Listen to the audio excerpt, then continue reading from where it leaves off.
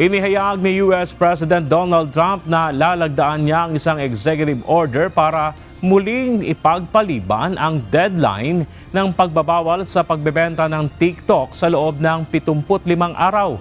Sa kanyang post, sinabi ni Trump na masigasig na nagtatrabaho ang kanyang administrasyon para sa isang kasunduang magliligtas sa naturang app at kailangan pa ang iba yung pagsisikap upang tiyak na pipirma ang mga kailangang mag-aproba sa nasabing kasunduan.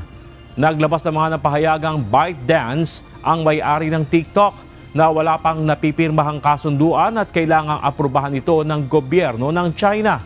Kasabay ng paglalagay ng mataas na taripa sa mga produkto mula sa maraming bansa, sinabi ni Trump na maaaring pag-aanin ang trade penalty sa China kung papayag itong ipagbili ang TikTok.